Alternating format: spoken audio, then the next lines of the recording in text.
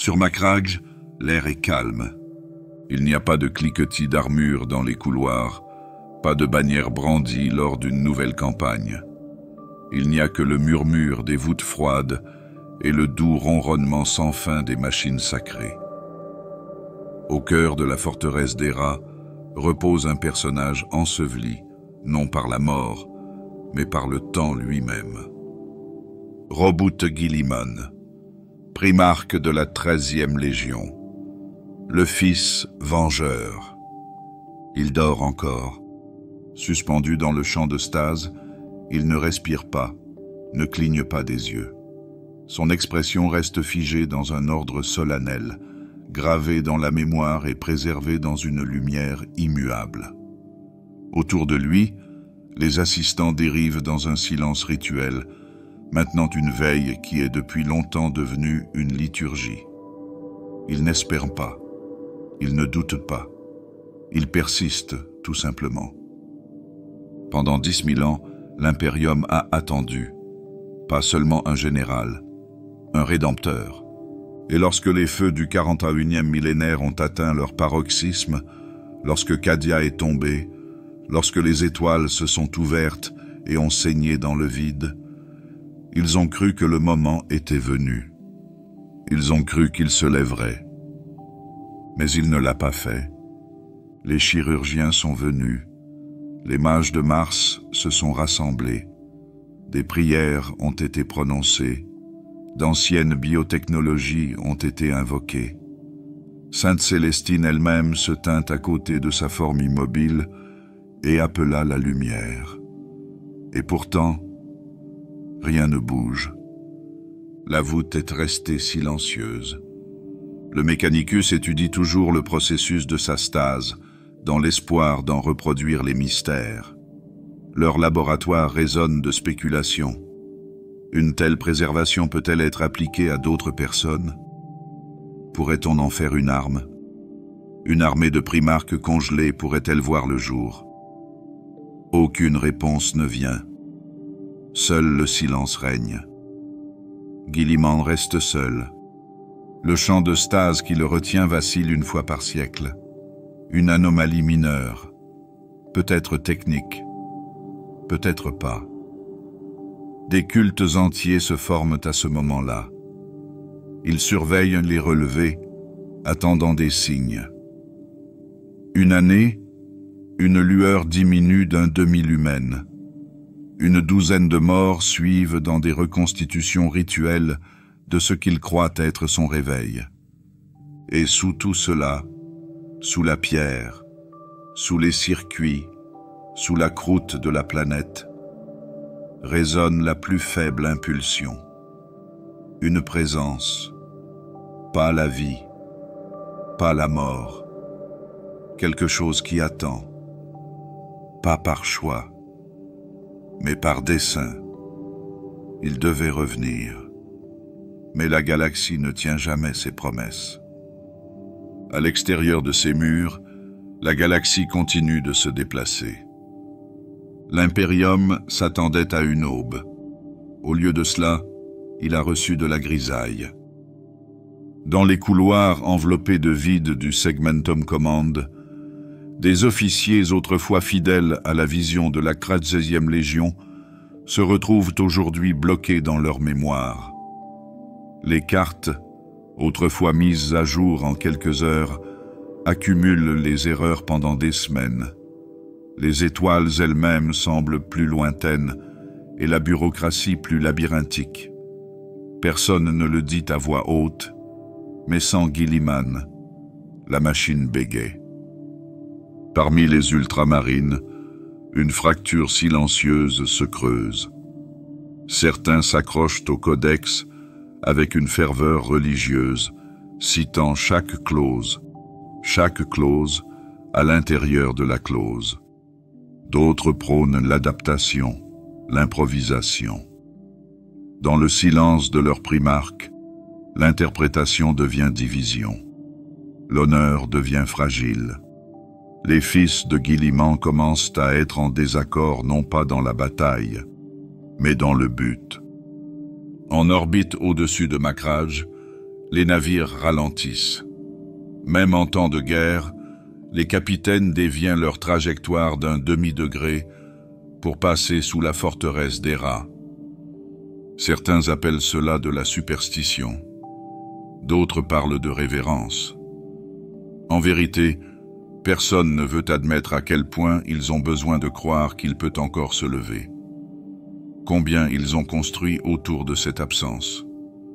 Aucun échec n'a entraîné la ruine. Aucun grand effondrement n'a brisé l'ensemble. Il s'agissait plutôt d'une érosion, lente, froide, impersonnelle. Les ordres émanant de Terra perdirent en précision. Les flottes se déplaçaient sans cohésion. Des planètes autrefois robustes devinrent incertaines. Sans le réveil de Guilliman, il n'y a pas eu de croisade Indomitus. Pas de réforme du codex. Pas de vision pour tirer l'impérium du bord du gouffre. Ce qui restait, c'était la survie. Pas le progrès. Pas de stratégie. Seulement la réaction. Sur les mondes sanctuaires, les prédicateurs du Ministorum modifient leurs sermons. Ils ne parlent plus du retour imminent du Fils vengeur. Au lieu de cela, ils proclament que son sommeil est un jugement divin, que l'humanité doit souffrir plus longtemps pour mériter son salut. La foi se transforme. Les processions se gonflent de peur au lieu d'être motivées. Et pourtant, la voûte de Macrage ne s'ouvre pas. Sainte Célestine revient une fois toutes les quelques décennies. Elle se tient à côté du champ de stase et prie. Elle ne verse aucune larme, ne prononce aucun mot. Lorsqu'elle s'en va, elle laisse derrière elle une seule plume. Les gardiens ne la déplacent pas. Chaque plume reste placée dans l'ordre. Une pour chaque résurrection ratée. Une aile qui ne vole jamais. La galaxie n'a pas explosé. Elle s'est affaissée. Des rumeurs parviennent aux oreilles des commerçants malhonnêtes et des agents de l'Inquisition. Guilliman se promènerait parmi les étoiles, déguisé, pour tester l'humanité. Des planètes entières construisent un nouveau dogme à partir de ce mythe. Elles renomment les villes, construisent des statues, modifient leur lignée génétique pour faire écho à ses traits. Rien de tout cela n'est réel. Mais le mythe persiste. Aucun ennemi ne célèbre son sommeil à haute voix. Les forces du chaos s'en parlent à voix basse, certaines avec joie, d'autres avec inquiétude. Abaddon observe depuis l'œil et s'interroge. Les Eldar restent silencieux, lisant les fils du destin avec une prudence nouvelle. Les tyrannides ne pensent pas du tout. Mais quelque part, même l'esprit de la ruche perçoit le changement d'équilibre. Sur des mondes lointains, les commandants s'accrochent à des doctrines de combat dépassées, repoussant les incursions xénos avec des armes obsolètes depuis des siècles. Les diplomates tentent d'invoquer des traités qui ne sont plus honorés. Les astropathes envoient dans le vide des messages qui ne reviendront jamais. L'espoir, autrefois une arme brandie avec une juste clarté, devient une monnaie trop chère pour être dépensée. Et pourtant, Guilliman dort. Dans ce calme, il y a plus que du chagrin. Il y a un poids. L'attente se transforme en résignation. Macrage devient moins un phare qu'un monument. Les pèlerins arrivent toujours, mais leurs prières changent. Ils n'implorent plus le retour du primarque. Ils demandent seulement que sa mémoire perdure. Ce qui était une salle capitulaire devient un sanctuaire. Et à travers les étoiles, les échos de ce qui aurait pu être commencent à s'estomper. Le son de Terra n'est pas le silence, mais le soupçon. Sous les voûtes noires du palais impérial, dans des couloirs plus anciens que la mémoire, les grands seigneurs se réunissent. Ils se réunissent sur des trônes qui ne sont pas taillés pour le confort, mais pour l'autorité. Chacun est un symbole de leur domination, chaque siège est une blessure gravée dans le marbre de l'unité. Et bien qu'ils soient assis ensemble, aucun ne s'assoit près d'eux. Il n'y a pas de voix pour les guider. L'empereur ne parle pas. Guilliman ne se lève pas. Ainsi, chaque grand seigneur n'écoute que les échos de sa propre station. Ecclésiarque, seigneur commandeur, grand prévôt, fabricateur général. Des noms qui ont du pouvoir mais pas de but. Sans une main unificatrice, l'objectif s'effiloche. Sur le Throne World, chaque décision devient une négociation de la peur. Ils émettent des décrets avec tout le poids de la loi ancienne, mais leurs intentions se fracturent avant qu'ils ne quittent les chambres. Les ordres se contredisent, les mandats se chevauchent. Les armées reçoivent de multiples déploiements, chacun provenant d'un sceau différent. Un commandant brûle un monde pour hérésie. Un autre arrive trop tard pour voir autre chose que des cendres. Les étoiles ressentent la confusion, même si elles ne peuvent la nommer. Personne n'ose le remettre en question à voix haute. Parler de la division des grands seigneurs, c'est parler de trahison. C'est ainsi qu'ils chuchotent derrière des portes closes. Dans des salles de marbre, sous des lustres sans lumière, des confidents se rencontrent sous de fausses identités. Certains recherchent l'unité, d'autres cherchent à s'élever. Tous savent que l'absence de Guilliman a laissé un vide, et les vides invitent à l'ambition. Les ambassadeurs marchent désormais plus vite. Leurs robes sont plus lourdes de secrets. Le chancelier de l'Astronomica ne rencontre plus ouvertement le maître de l'administratum. Leurs entretiens se déroulent par le biais d'intermédiaires voilés, leurs paroles étant stérilisées avant d'être transcrites. Trop de questions portent désormais le poids d'une accusation. Il y a des dossiers enfermés derrière des codes rétiniens qui nomment des successeurs potentiels, des plans enterrés sous des couches de déni. Pas pour remplacer l'empereur, ni le primarque. Ce serait impensable. Mais quelqu'un doit unifier les décisions. Quelqu'un doit parler au nom de l'impérium. Et dans cet espace de quasi-saint, les graines de la divergence fleurissent. Sur Terra, les jardins sont envahis par la végétation, mais personne n'ose les tailler. La paranoïa devient une politique. Dans l'Officio Assassinorum, les ordres de mise à mort augmentent non pas contre les hérétiques, mais contre les rivaux. Des divisions entières disparaissent après avoir contredit une politique émise une semaine trop tôt ou une semaine trop tard. Les erreurs sont désormais fatales, non pas en raison d'un échec, mais parce qu'elles perturbent l'illusion du contrôle. L'Inquisition se divise selon des lignes non exprimées. Les ordos minoritas prennent de l'importance, chacun revendiquant une approche différente pour sauver l'impérium. Certains pensent que la centralisation doit être imposée par le feu. D'autres prônent l'isolement et l'autonomie régionale comme salut. Tous agissent au nom de l'empereur. Aucun n'est d'accord sur la signification de ce nom. Il n'y a pas de guerre de succession. Seule la longue érosion du consensus. Même au sein de l'Adeptus Custode, ces sentinelles d'or qui ne faiblissent jamais, il y a un malaise. Ils ne débattent pas. Mais dans leur immobilité, le poids de ce qui manque s'accentue. Ils se sont agenouillés pour Roboute Guilliman lorsqu'il s'est réveillé. Aujourd'hui, il dort à nouveau. Ils gardent un palais dont l'objectif est statique. Aucune voix ne les incite à bouger. Ils attendent et se souviennent. Les grands projets lancés pendant le bref retour de Guilliman restent à l'état embryonnaire. Les plans d'infrastructure autrefois salués comme une planche de salut prennent la poussière dans les banques de cogitateurs. Les routes des vaisseaux du vide proposées pour renforcer l'Imperium Nihilus sont discrètement abandonnées. Les flottes conçues pour transporter les primaris vers des fronts lointains dérivent désormais sans commandement, leur déploiement étant indéfiniment retardé par l'indécision politique. Le ciel terrien est de plus en plus encombré. Les docks en orbite autour du trône débordent de vaisseaux à moitié commandés.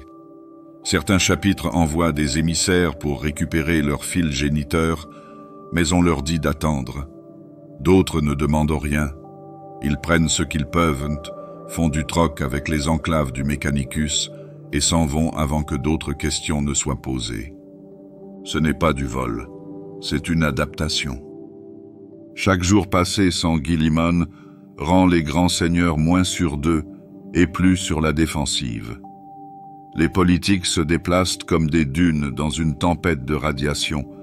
Elles sont là, puis disparaissent, enterrées sous l'initiative suivante. Parmi les scribes de l'administratum, il y a une blague qui se raconte en privé. L'empereur protège, Guilliman a corrigé, les grands seigneurs ont rédigé. Personne ne rit. La noblesse terranienne ressent le changement. Les dynasties qui commerçaient autrefois sur la proximité du primarque couvrent désormais leur héritage par des chuchotements de lignées psychiques et d'avoirs de prévoyance. L'influence passe par des canaux cachés. Les dettes ne sont plus payées sur les trônes, mais en silence, en l'absence de scandale. Il ne s'agit pas d'un effondrement. Il s'agit d'une calcification. Un gouvernement qui fonctionne encore, mais sans colonne vertébrale.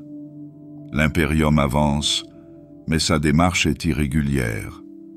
Comme un colosse dont une jambe est liée à la glace et l'autre au feu. La galaxie brûle, et Terra se demande quel nom donner aux flammes. Certains murmurent que l'empereur s'agite. D'autres disent que l'esprit de Guilliman, même en stase, traverse la distorsion. Mais ce sont là les mensonges des désespérés, murmurés à la lumière des bougies dans des pièces trop larges, sous des plafonds construits par des hommes plus grands. La vérité est plus simple. Personne ne dirige. Ainsi, tous mènent un peu et aucun ne mène bien. Sous le trône, là où la lumière fait défaut et où les machines anciennes scandent leur rythme inlassable, l'Astronomicon palpite. Il brille encore, mais son éclat, comme la guidance de Terra, s'amenuise sur les bords. Les navigateurs lointains signalent plus fréquemment des anomalies. Certains affirment voir des formes dans le vide. D'autres perdent des trajectoires entières et réapparaissent des semaines plus tard. Les souvenirs fracturés, les coordonnées erronées. La lumière est toujours là, mais il n'est pas ciblé.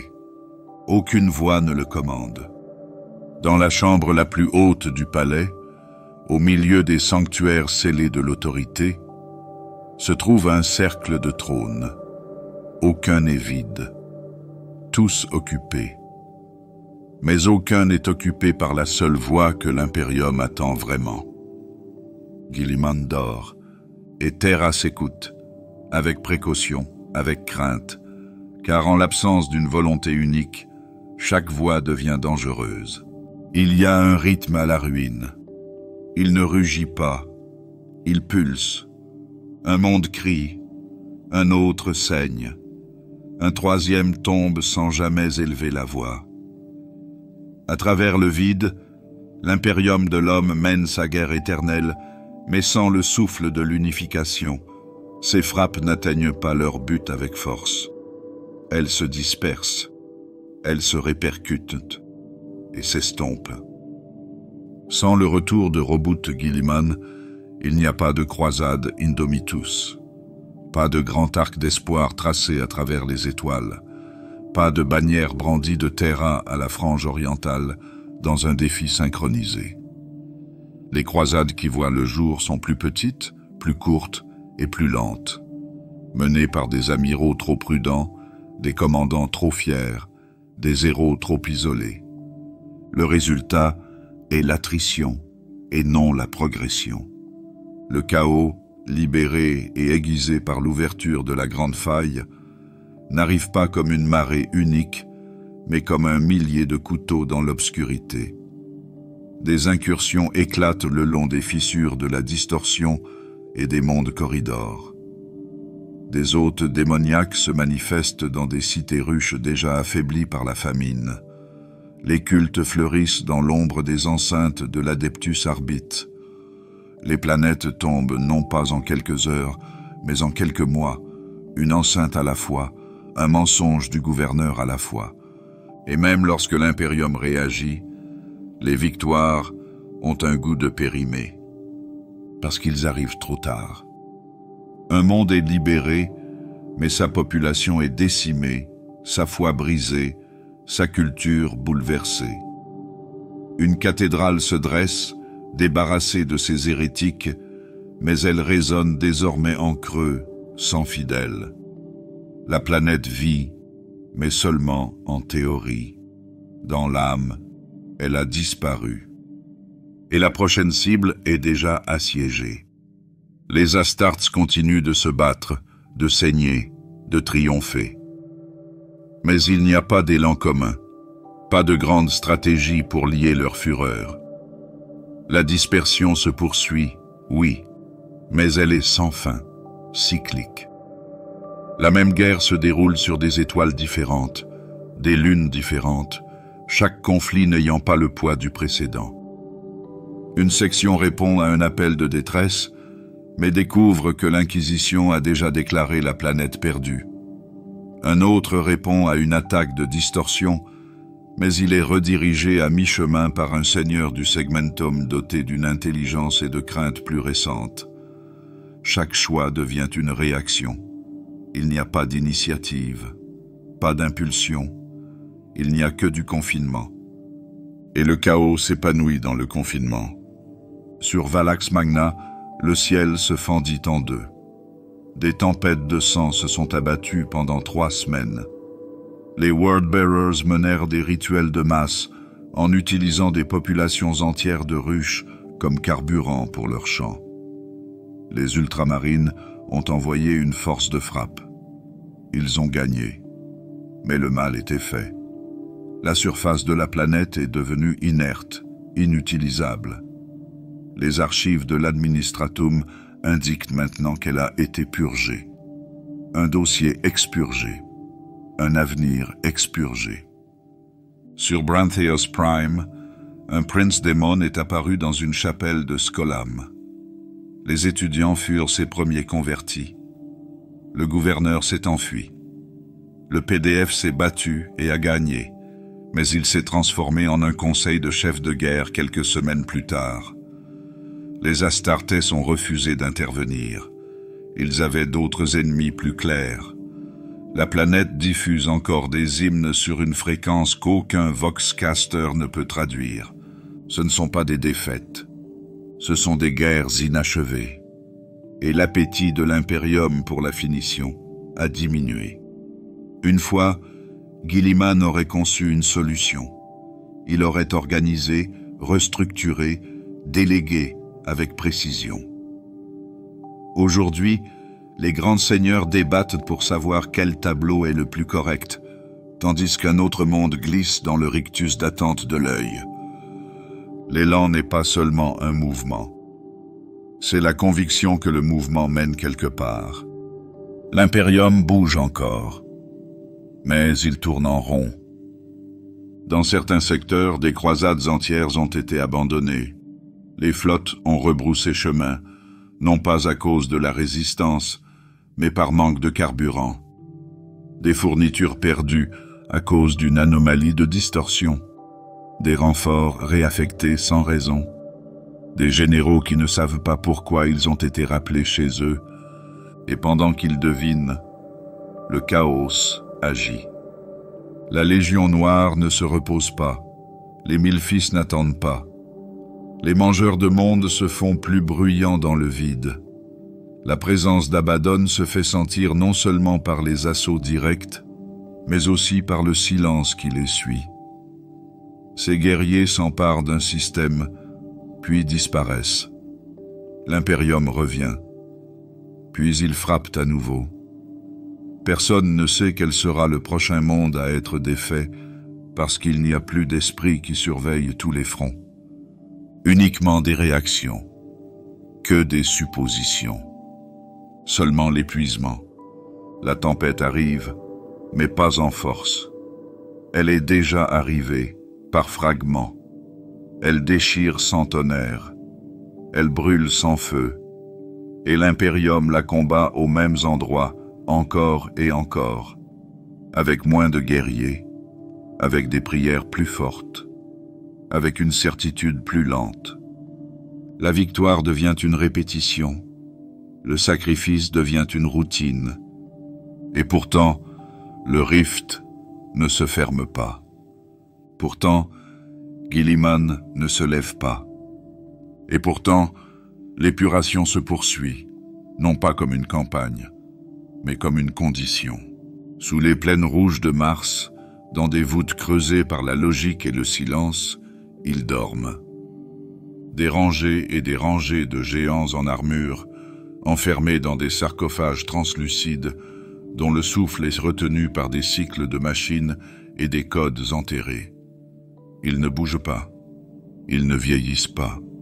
Ils attendent, mais l'attente implique une convocation, et aucune convocation n'est venue. Les Space Marines Primaris, forgés par l'ambition et le secret, sont en sommeil. Robert Guilliman avait été la clé. Son retour devait annoncer leur réveil. Sa parole autoriserait le déverrouillage des ventres génétiques, la distribution des armures, l'attribution des grades. Sans lui, les clés restent intactes. Le projet, monumental par son ampleur, est aujourd'hui enterré par la politique. Cole bouge encore, mais prudemment. Le Mechanicus ne respecte rien de plus que les précédents, et Guilliman a été son bouclier. Sans l'autorité du primarque, même le génie excentrique de Cole se heurte à des murs dans toutes les directions. Les grands seigneurs se disputent à propos de permissions qu'ils comprennent à peine. Des départements entiers sont paralysés par des désaccords sur les codes de classification. Certains craignent que les primaris ne soient des armes trop puissantes. D'autres pensent qu'elles sont nécessaires, mais hésitent en l'absence d'une sanction claire. Il en résulte une paralysie. Sur Mars, les voûtes de stase restent scellées. Les voûtes ne sont pas oubliées. Elles sont étudiées, débattues, mesurées, mais pas ouvertes. Leur contenu est catalogué. Leur silence est traité comme des données. Personne ne les profane. Personne n'ose.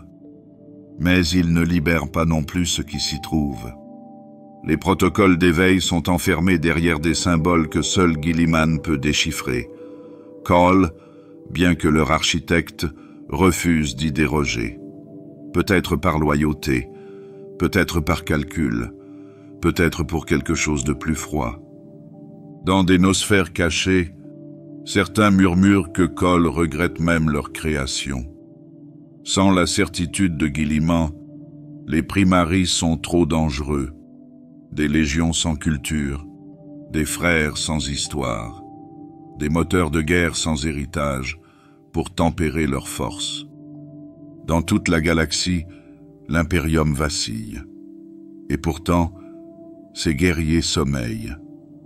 En orbite au-dessus des lunes de Forge, des vaisseaux de guerre portant les sigles des nouveaux Astartes dérivent sans équipage complet. Leurs hangars sont scellés. Leurs voûtes génétiques sont pressurisées mais inertes. Ce sont des cathédrales sans congrégation, des lames sans prise. Certains chapitres ont envoyé des pétitions, d'autres ont envoyé des espions. Des agents de la Raven Guard ont infiltré des entrepôts secondaires sur Graia 9. Ils ne sont pas revenus. Un fragment de transmission a été capturé des semaines plus tard. Un murmure de crainte et d'incertitude. Ils sont parfaits et ils sont inachevés. Dans les tours Librarius d'Ultramar, un tome repose sans avoir été ouvert, un cadeau de Cole qui n'a jamais été lu. Il contient des protocoles d'intégration pour lier les primaris aux cultures des chapitres existants. Mais Guilliman n'est pas là pour le recevoir. Et personne d'autre n'est autorisé à lire ce qui a été écrit pour ses seuls yeux. En dehors des mondes centraux, les rumeurs fermentent. Certains disent que des lots sélectionnés ont été réveillés en secret, que des unités prototypes marchent sous le commandement d'inquisiteurs véreux ou d'amiraux sécessionnistes, que des zones de guerre longtemps considérées comme abandonnées sont maintenant nettoyées par des tirs qu'aucun modèle standard ne peut expliquer. Cole nie ces histoires, mais il ne les nie pas bruyamment. Chez les Templiers noirs, des litanies s'élèvent pour condamner les Primaris comme des abominations. Chez les Blood Angels, les débats tournent à la fois à l'espoir et à l'horreur. Si la malédiction du sang se transmet par le biais des semences génétiques, infectera-t-elle ses nouveaux fils ou s'éteindra-t-elle avec eux? La question reste sans réponse, car personne n'a été désigné pour la résoudre. Les High Lords ne sont pas d'accord. Certains veulent purger entièrement le projet. D'autres souhaitent n'en réveiller qu'une partie. Mais personne ne souhaite porter la responsabilité de ce qui pourrait arriver ensuite. 1 millier de guerriers peuvent sauver un secteur, ou fracturer un chapitre, ou disparaître dans le warp, possédés avant même la fin de leur premier souffle. La décision est donc reportée, toujours différée. Alors que les batailles sont perdues faute de renforts, que les villes ruches tombent dans l'ombre, que le nombre de chapitres diminue et que les mondes de recrutement brûlent, les coffres restent scellés. Pas par méchanceté, pas même par lâcheté, mais de l'absence. Guilliman est la voix qui n'a jamais parlé, la signature qui n'a jamais été inscrite. Il était censé être leur père, leur guide, leur chef de guerre. Sans lui, ils ne sont pas des soldats. Ce sont des questions. La plus belle lame de l'humanité reste au fourreau, non pas brisée, non pas reniée, mais non invoquée. Et à travers la galaxie, des batailles qui auraient pu être gagnées font rage. Il fut un temps où le codex Astartes n'était pas remis en question. C'était plus qu'une doctrine. C'était un rythme, une forme de fraternité. Le lien de tous les chapitres, qu'ils soient nés d'Ultramar ou dispersés dans d'autres lignées. Un pacte contraignant, dont les pages sont tissées avec héritage et précision, gravées de la main même de Guilliman. Mais avec le temps, même les arêtes les plus vives s'émoussent, et en l'absence de celui qui l'a écrit, le codex a commencé à dériver. Pas d'un seul coup, pas avec des déclarations ou un schisme, mais en pensée, en silence. Les sections restent loyales, ils se battent, ils saignent, ils se souviennent, mais leur unité n'est plus un héritage, c'est une conversation. Et dans cette conversation, les dissensions se développent. Certains se tournent vers l'arrière, vers les échos. Chez les Imperial Fist, le codex est vénéré non pas comme une stratégie, mais comme une écriture. Chaque déploiement est planifié en fonction de modèles anciens, chaque perte est comparée à celles enregistrées dans les campagnes de Guilliman. Ils ne s'adaptent pas, ils affinent. Chaque écart est considéré comme une excuse. Chaque succès est une preuve d'adhésion. D'autres se tournent vers l'avenir. Les White Scars suivent moins les règles que le rythme. Pour eux, le codex est devenu une suggestion, utile, mais non contraignante. Dans la tempête de la Grande Faille, ils prétendent que Guilliman aurait fait évoluer ses tactiques. Ils justifient leur changement comme un hommage à son intelligence et non comme une trahison de sa structure. Ni l'un ni l'autre n'est faux, mais ils ne parlent plus la même langue. La garde des corbeaux s'est encore repliée dans le secret. Ils n'établissent plus de rapports standardisés après l'action. Leurs schémas sont erratiques, leurs engagements sont autodirigés. Ils ne demandent pas la permission. Ils frappent au moment et à l'endroit que leur jugement obscur juge opportun. Ils disent que l'unité doit être silencieuse pour survivre à l'ère des cris. Chez les Blood Angels, les divisions internes se font de plus en plus vives. Les fils de Sanguinius ont toujours marché sur la corde raide, entre la beauté et la fureur, entre le contrôle et la faille intérieure. Guilliman disparu, certains des chapitres qui lui ont succédé ont commencé à embrasser la vision et non la loi. Les Angels sanguines organisent désormais des rituels de silence, persuadés que le son lui-même attire la rage noire. Les Flesh Tearers n'ont besoin d'aucune justification. Dans les couloirs d'Ultramar, le poids de l'attente se fracasse net. Les fils de Guilliman ne sont plus certains de ce que signifie le suivre. Certains deviennent plus rigides, enracinant chaque principe. D'autres commencent à se demander si le codex doit être un texte vivant. Un capitaine de la 4e compagnie a récemment été relevé de son commandement, non pas pour lâcheté, mais pour innovation. Il a fait valoir que la victoire justifiait les écarts. Ses pairs n'étaient pas d'accord. Le codex Astartes demeure. Mais il est lu différemment aujourd'hui, d'un monde à l'autre, d'un chapitre à l'autre. Ses mots ne changent pas, mais sa voix ne parle plus. Sans Guilliman, il n'y a pas d'arbitre. Ainsi, les interprétations se multiplient, même au sein des sections alliées.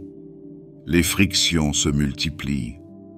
Les conseils de guerre débattent de la pureté tactique. Les campagnes échouent lorsqu'une force de frappe refuse de s'engager aux côtés d'une autre, invoquant des violations de l'ancienne séquence du champ de bataille.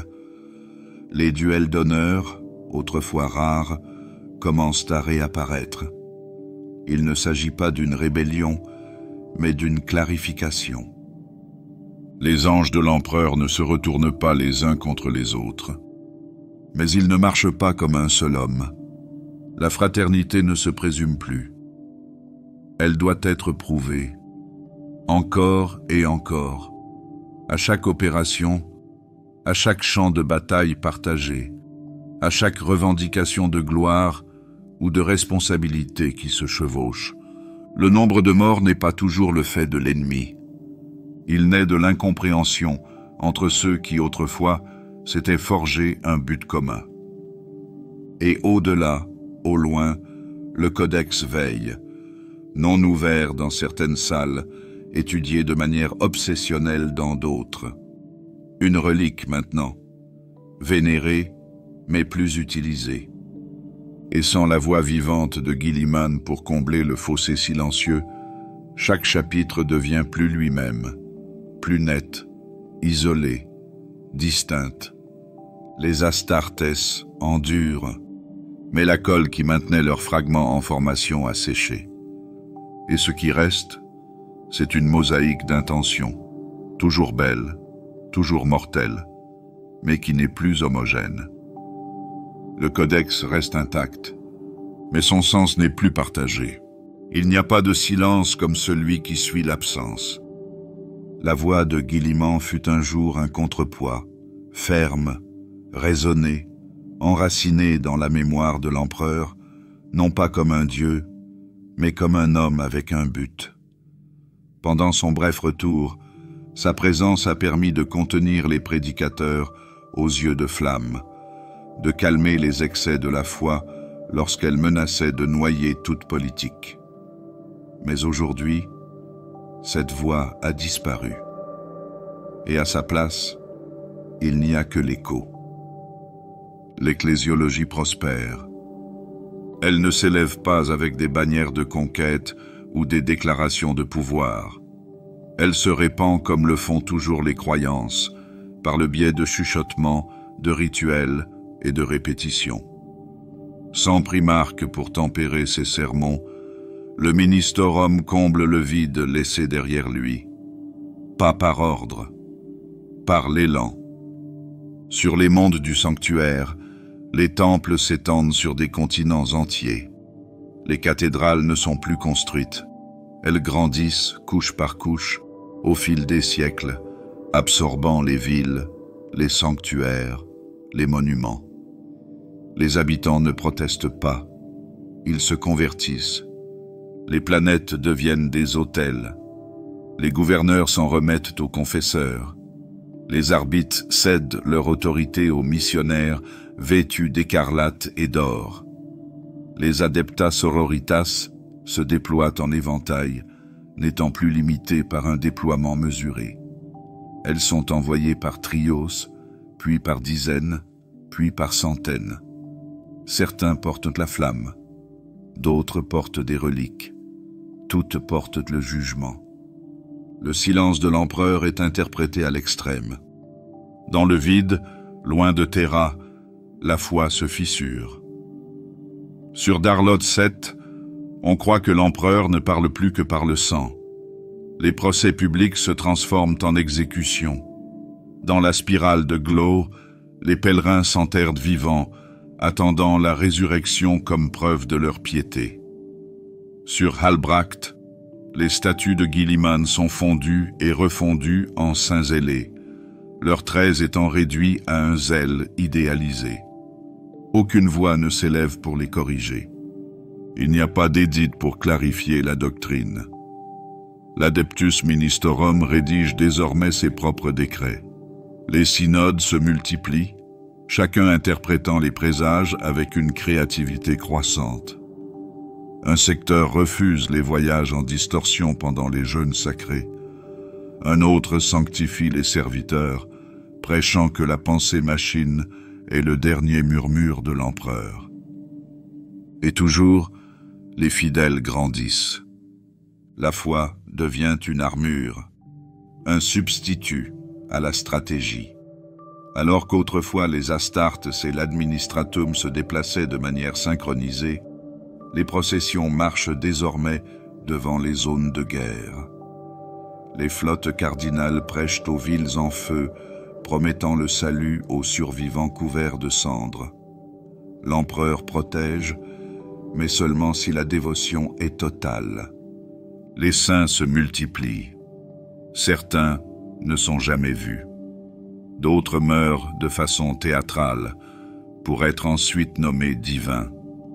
Le martyr devient une monnaie d'échange, échangée entre les mondes féodaux comme les anciens trônes. Douter d'un miracle, c'est douter de l'empereur lui-même. La ligne de démarcation entre la croyance et la gouvernance s'efface. À la Schola Progenium, les jeunes esprits ne sont pas formés par la logique ou la tactique, mais par les Écritures. Les cadets mémorisent les litanies avant d'apprendre à tirer au pistolet laser. Leurs prières sont précises, leurs visées les moins. Et bien au-dessus, sur Terra, l'ecclésiarque est assis, non pas humblement, mais sur un trône. Il porte des robes tissées avec du fil de relique, cousues par des pèlerins aveugles. Il est entouré de saints vivants et de serviteurs en or. Il parle moins souvent maintenant, mais chaque mot est gravé dans les murs des mondes inférieurs. Guilliman l'aurait mis en garde, lui aurait rappelé les intentions de l'empereur. Mais Guilliman reste silencieux. Et l'ecclésiologie ne remet pas en cause le silence. Parmi les ordres les plus modérés, il y a des murmures d'inquiétude. Certains connaissent trop bien ce chemin. Ils se souviennent de Vendir. Ils se souviennent du coup d'une foi incontrôlée. Mais leurs avertissements sont noyés sous les hymnes. Dans les étoiles, là où le chaos ouvre le ciel et où les flottes de Xénos s'abattent comme des fléaux, la réponse n'est plus coordonnée. Elle est ritualisée. Les croisades sont déclarées non pas avec des plans, mais avec des déclarations de colère divine. La stratégie a été remplacée par l'absolution. La victoire ne se juge pas au territoire reconquis, mais à la pureté de ceux qui sont morts. Et pourtant, malgré toute son extrémité, le Ministorum perdure. Il se répand parce qu'il fonctionne, parce que les gens croient, parce que dans une galaxie où la logique a échoué et où la raison est enterrée sous les cendres, la croyance est le dernier feu qui ne s'éteint pas. Ce n'est pas la foi que l'empereur a demandé. Mais c'est la foi qui demeure. Et dans une galaxie sans la main de Guilliman pour la guider, elle brûle plus fort que la vérité.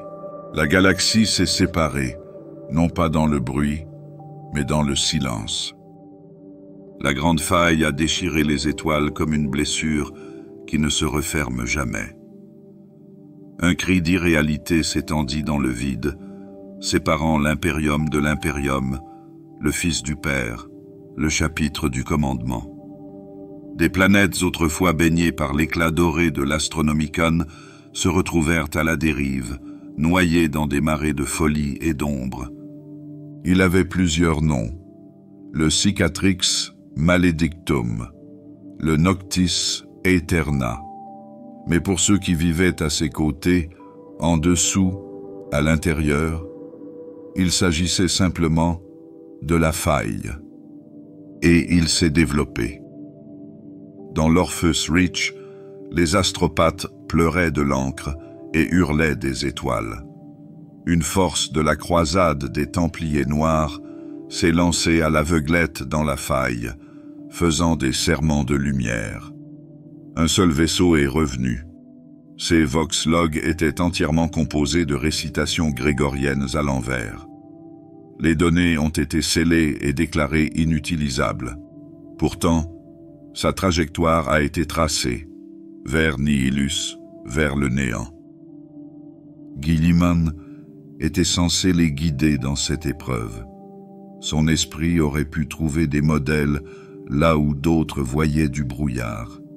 Mais il n'y a plus d'esprit, il n'y a plus que du mouvement. L'impérium s'agite, priant pour une direction et n'en recevant aucune. Et la faille s'élargit. Pas comme une explosion, comme un héritage. La faille ne dort pas. Elle se déplace comme la pensée. Elle s'adapte comme la faim. Toute tentative de cartographie se solde par un échec, non pas au niveau des données, mais au niveau du sens. Ce qui est réel d'un côté devient mémoire de l'autre.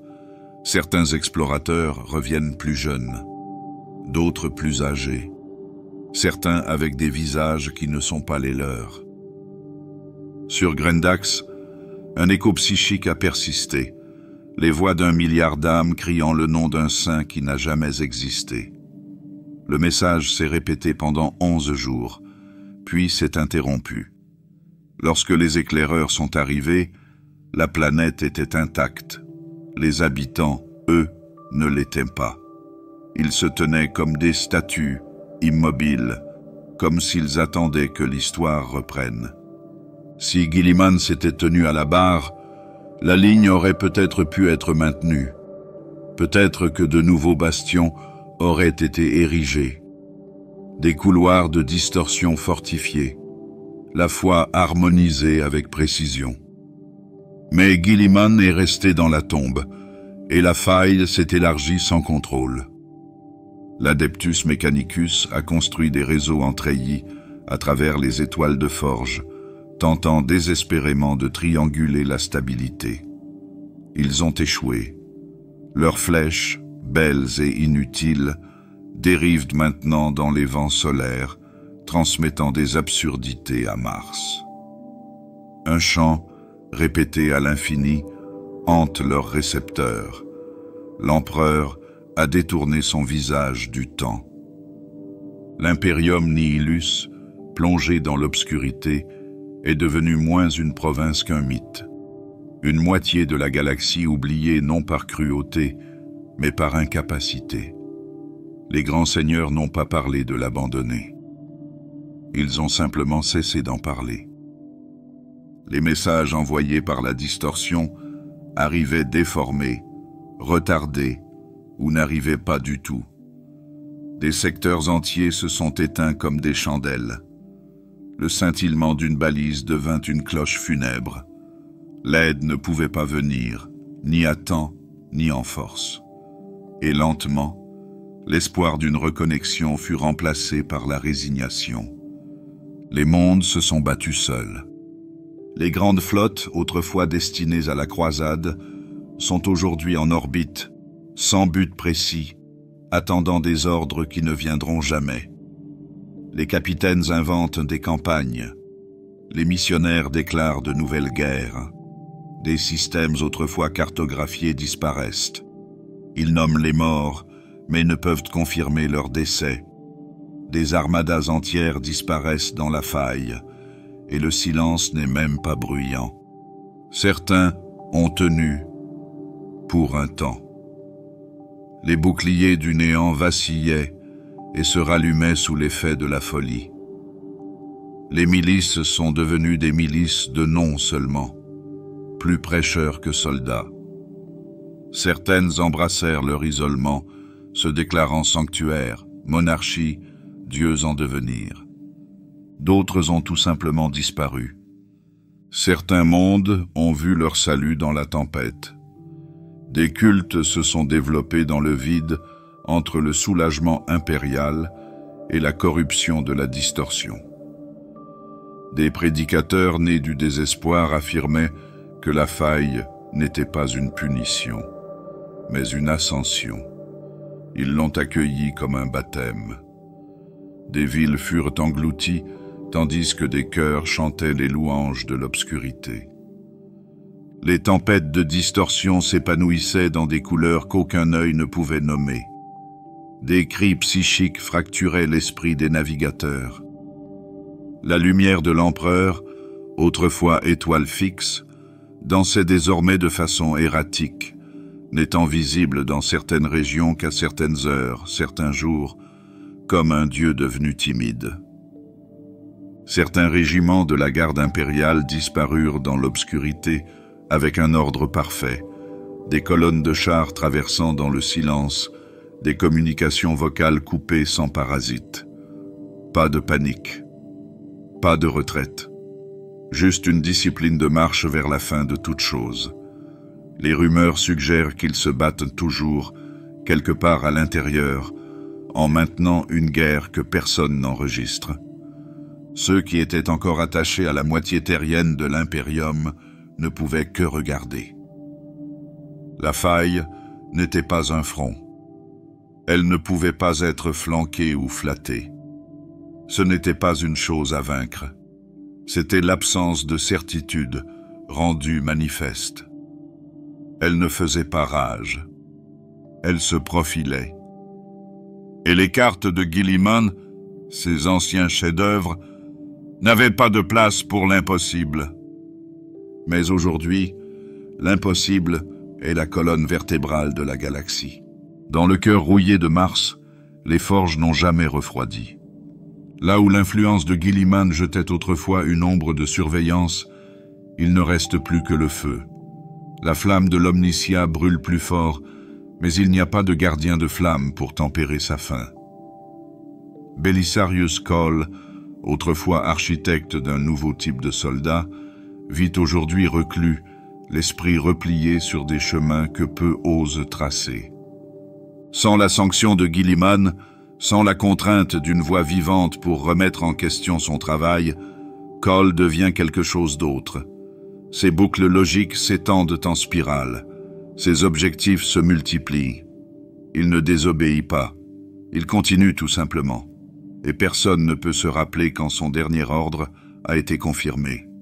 Sous Noctis Labyrinthus, des voûtes s'ouvrent sans autorisation. Les machines émergent non pas en ligne de guerre, mais en grappe d'essai. Des constructions sans désignation connue, sans but approuvé et sans commande de rappel. Elles disparaissent dans les étoiles à bord de vaisseaux à coque noire qui n'ont pas de plan de vol. Certains ne reviennent jamais. D'autres réapparaissent des années plus tard, endommagés, cryptés ou modifiés. L'Adeptus Mechanicus, est devenu suffisamment vaste pour être inconnu, même de lui-même. Mars s'exprime désormais dans des langages étagés, avec des signaux fantômes, des accords chantés à travers des tempêtes d'ions et des prismes logiques. Les ordres de Terra sont reçus, traduits et mis de côté. Mars ne défie pas. Elle retarde simplement. La bureaucratie devient entropie. Et dans le silence entre l'intention et l'action, les mondes forgés prennent leurs propres décisions. Sur Anvilius 9, un titan sans équipage a été construit. Sa présence dans le vide supérieur provoque des interférences dans les transmissions astropathiques. Lorsqu'on lui a demandé ses schémas, la forge a répondu par une seule phrase. Il marche en priant. Les légions de Skitarii se multiplient sans qu'un conflit clair ne vienne justifier leur croissance. Chaque jour, une nouvelle directive est chuchotée à travers les flux de données, écrites non pas en mots, mais en symboles réarrangés par des soleils lointains. Certains disent que Cole ne parle plus de vive voix. Il diffuse des intentions, et les machines écoutent. Une nouvelle variante du robot de Castellan, identifiée par un casque en miroir et une colonne vertébrale de runes lumineuses, est apparue lors de la défense d'Hydrax II. Il n'a pas été enregistré comme impérial. Il ne parlait pas le binarique. Il suivait la clé de cryptage privée de Cole. À la fin de la bataille, il a disparu, laissant derrière lui un cratère poli de pierres vitrifiées. Dans les voûtes polaires de Mars, un écho a été entendu, répété depuis le départ de Guilliman. Une voix statique et lente qui parle à la cadence de Guilliman, mais qui s'étire sur des intervalles de machine. Certains pensent que Cole a simulé la voix du primarque pour se rassurer. D'autres craignent qu'il ne s'agisse d'un fantôme laissé derrière lui par une confiance inachevée. Les Forge Worlds commencent à faire du troc entre eux, ignorant le protocole terrien. Les ressources ne circulent pas par ordre, mais par accord.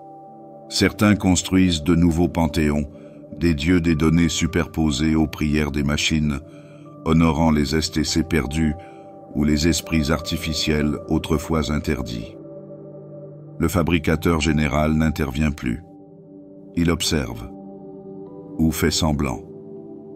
Dans le sanctuaire de Cole, la chambre synaptique est animée par des centaines de cerveaux préservés, certains Astartés, d'autres inconnus, tous interfacés dans le travail du rêve. Ils lui parlent en rêve. Ils lui montrent l'avenir. Sans Guilliman pour approuver les destinations, il les parcourt tous, récoltant des modèles de lignes temporelles jamais nées.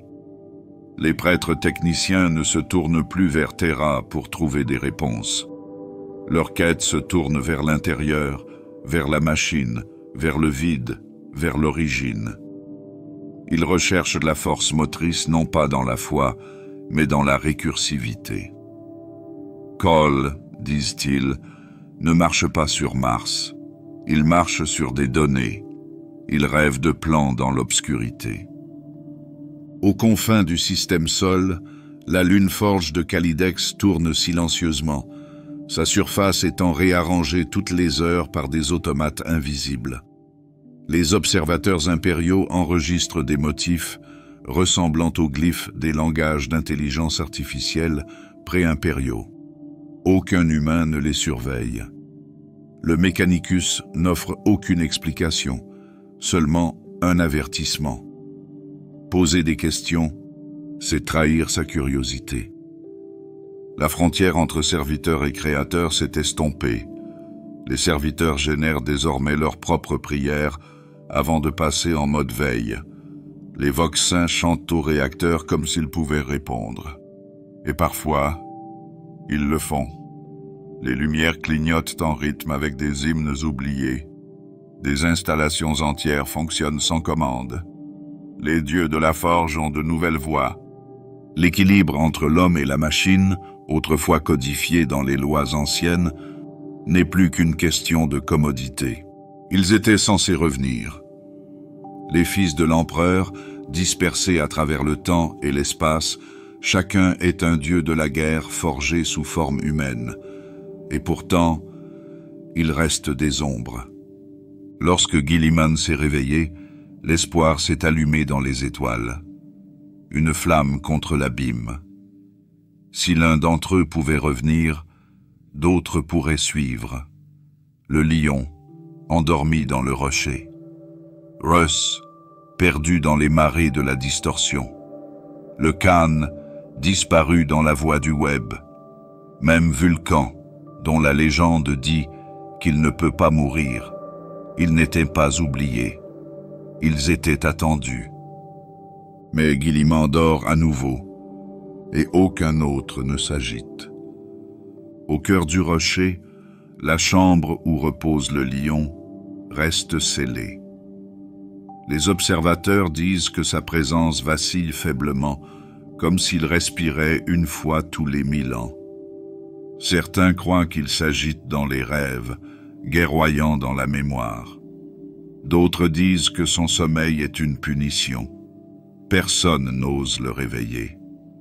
Fenris survit sans son roi loup. Les cieux s'embrasent et les Space Wolves hurlent dans l'obscurité à la recherche d'une solution. Russ est parti avec une promesse. Dans les derniers jours, je reviendrai. Mais alors que les étoiles pleurent du sang, sa voix reste perdue. Ils l'appellent encore, mais le vide ne répond pas. Les White Scars traversent la tempête sans direction. Le Khan a disparu dans la voie du web il y a longtemps. Ses fils affirment qu'il poursuit quelque chose de plus profond que le temps, chassant à travers des dimensions qu'aucune carte impériale ne peut retracer. Ils ne le pleurent pas, mais ils attendent tranquillement, sous le rugissement des moteurs. Le nom de Vulcan est chuchoté sur les champs de bataille des mondes mourants. Certains jurent de l'avoir vu, vêtu, enveloppé de flammes, éternelles. Mais aucun ne peut le prouver. Sa légende reste un feu qui refuse de s'éteindre, mais son absence est une blessure qui ne se referme pas. Même l'espoir devient fragile lorsqu'il dure trop longtemps. Les fils des disparus n'oublient pas. Les salamandres laissent un siège vide au conseil. Les loups chantent aux étoiles. Les anges réparent les armures des vieilles reliques, comme si leur père pouvait les porter à nouveau. Mais la galaxie n'attend plus de miracles. Elle se souvient à peine de ce à quoi il ressemblait. Parmi les civils d'Ultramar, les comptines pour enfants désignent toujours Guilliman comme un esprit tutélaire. Mais la comptine a changé. Elle ne se termine pas par son retour, mais par un silence. Une longue pause. Un espace à la place d'une promesse. Pourtant, les rêves persistent. Les nuits où la chaîne est calme, les bibliothécaires parlent de salles dorées, éclairées par des feux qui ne brûlent pas. De grands personnages assis sur des trônes façonnés par la mémoire. Ce ne sont pas des visions. Ce sont des blessures qui se prennent pour de la lumière. Dans les tours de Librarius des Blood Angels, les visions sont de plus en plus étranges. Certains voyants parlent d'ombres ailées marchant dans les ruines de Terra, de voix dorées derrière des portes verrouillées. Mais ce ne sont pas des prophéties, ce sont des lamentations. L'avenir n'a pas de forme, il n'y a que des désirs qui se concrétisent. Les aumôniers Astarte rédigent des litanies comprenant les noms des pères absents, murmurés avant chaque bataille. Ils ne les prononcent pas avec certitude, mais avec la douleur de la tradition. Les noms ne sont pas invoqués pour obtenir de l'aide, ils sont prononcés pour qu'ils ne soient pas oubliés. Dans des scriptoria cachés, des scribes transcrivent des évangiles spéculatifs sur le retour des fils perdus.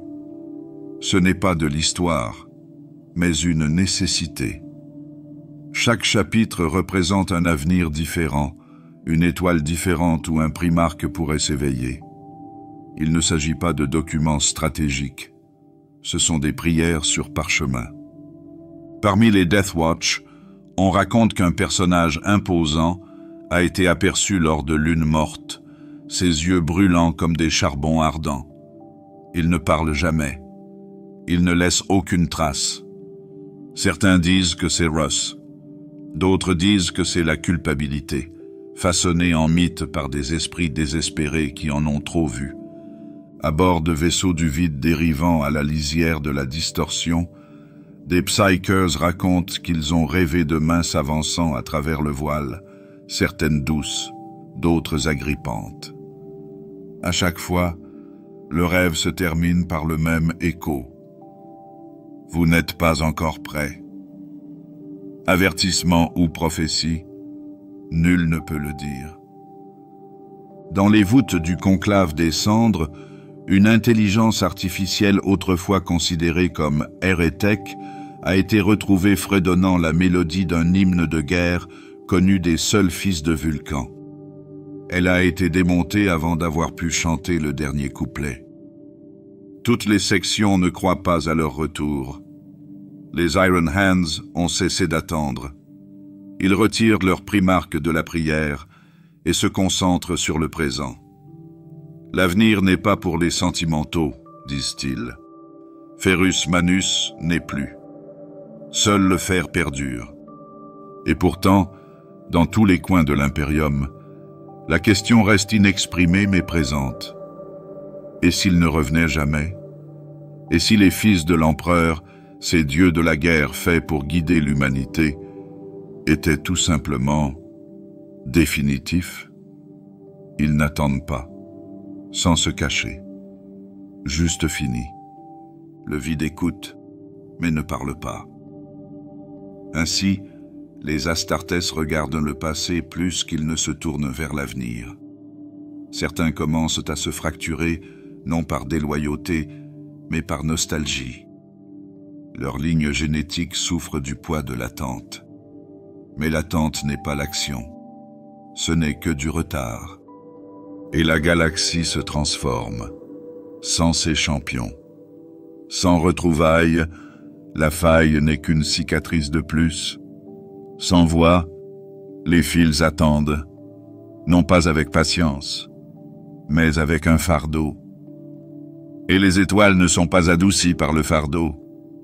Il brûle de toute façon. Et les histoires ne peuvent pas tenir une ligne de front. Guilliman rêvait d'unité. Pas celle imposée par la peur ou enchaînée, mais une unité forgée dans la résilience, dans la loi, dans la loyauté, dans la lumière. Son codex n'était pas seulement une doctrine. C'était une carte.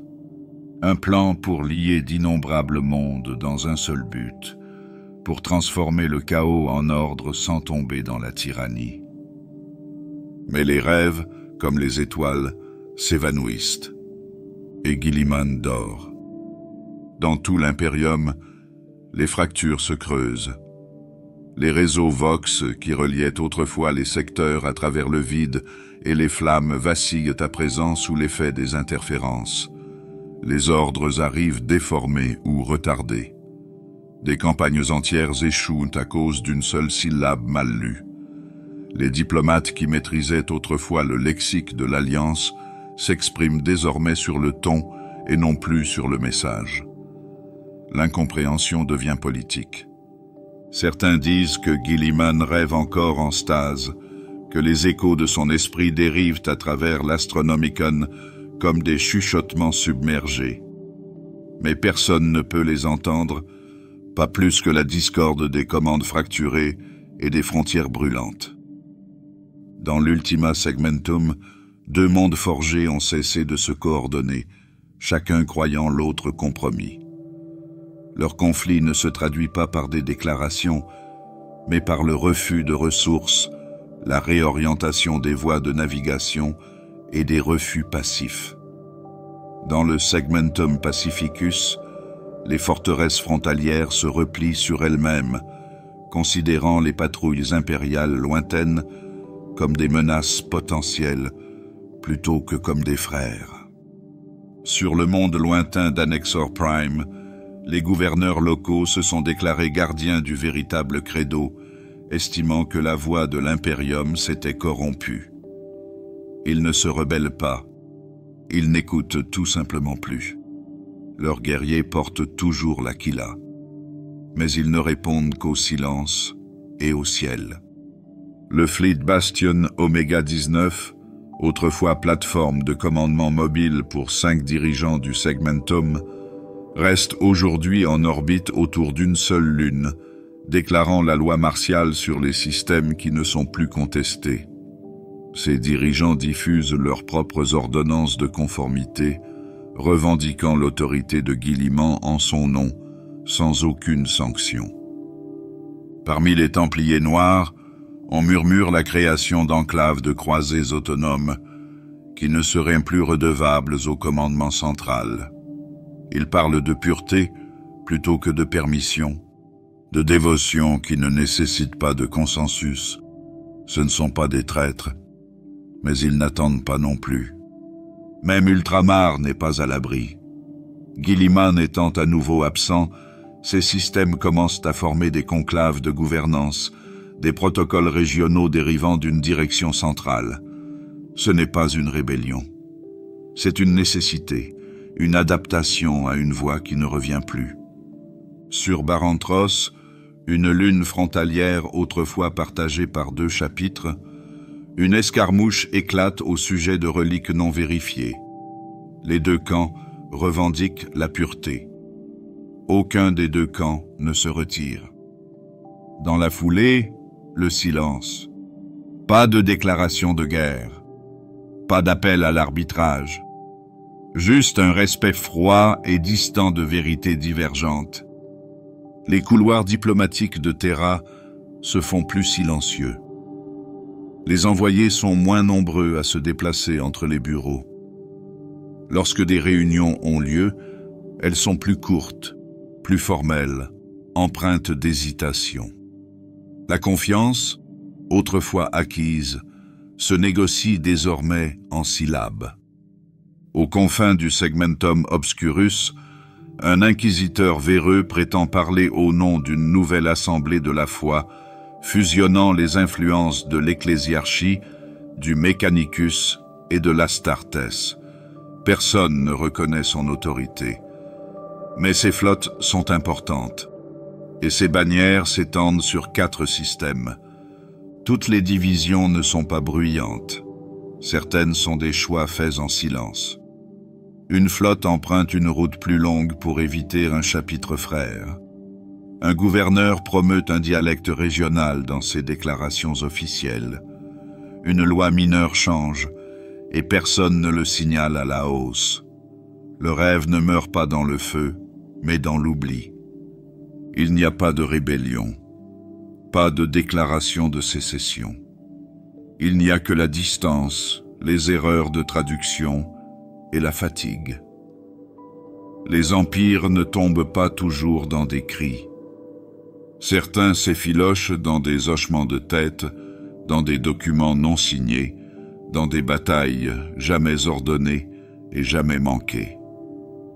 Autrefois, l'unité se mesurait en mouvement, des flottes partant à l'unisson, des doctrines reflétées à travers une centaine de secteurs.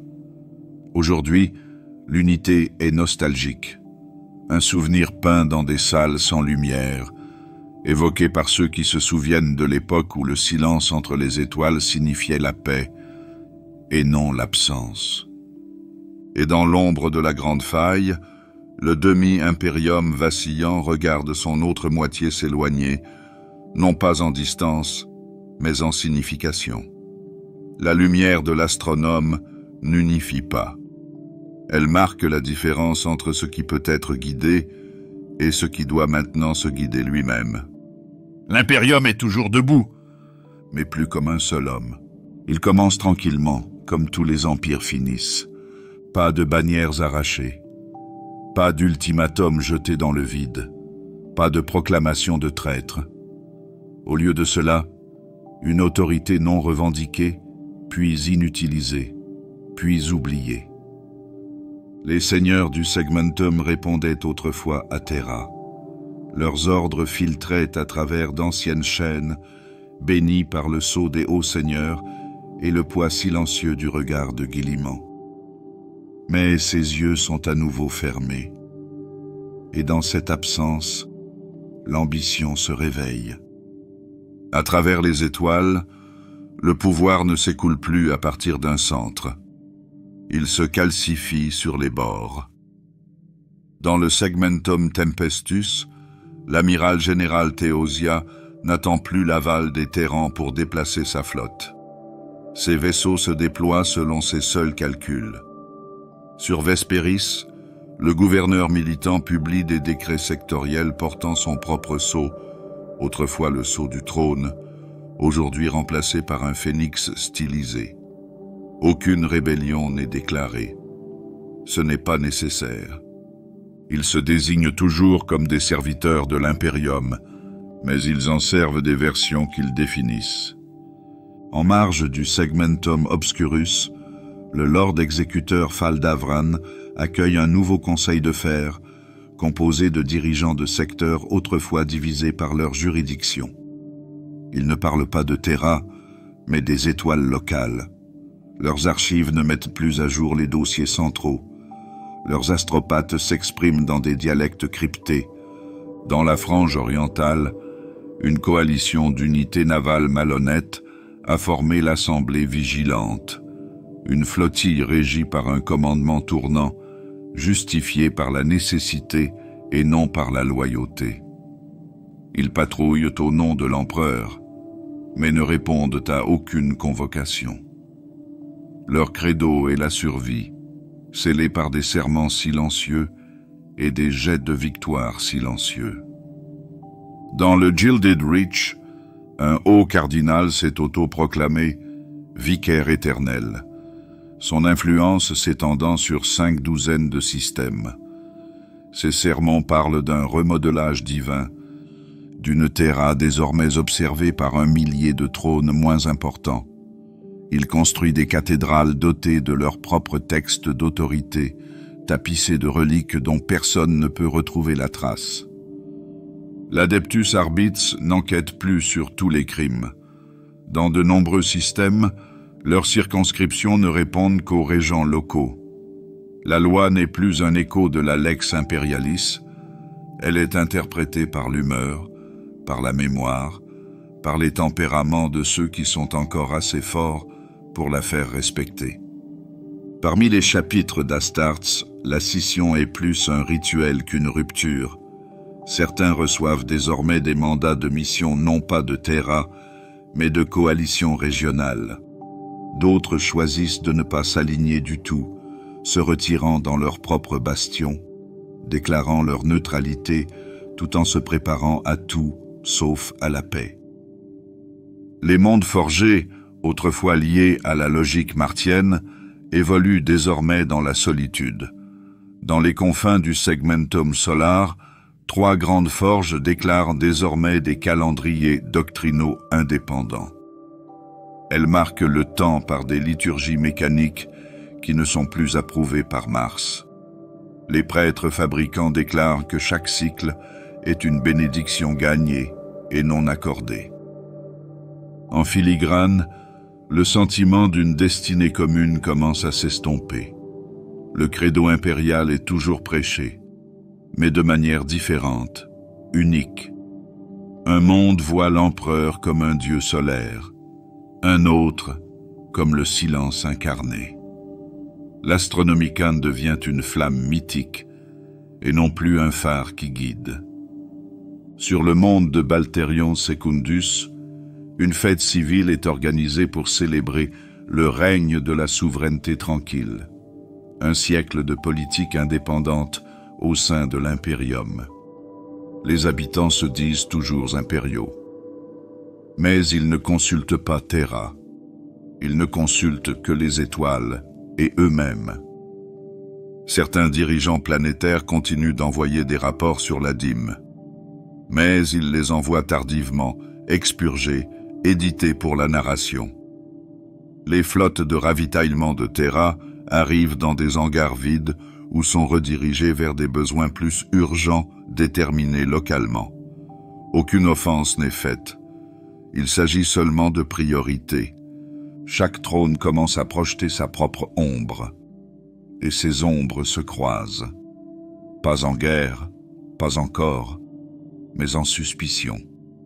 Dans les itinéraires de patrouille qui contournent les frontières, dans les tarifs douaniers doublés et les contrôles d'armes silencieux dans les ports partagés. Il n'y a pas de grand schisme, pas de guerre civile, juste 1 millier de sièges occupés par 1 millier de dirigeants, chacun prétendant défendre un rêve qu'ils ne partagent plus. Dans le segmentum solar, un seigneur militant organise un défilé de victoires après avoir récupéré un monde sanctuaire.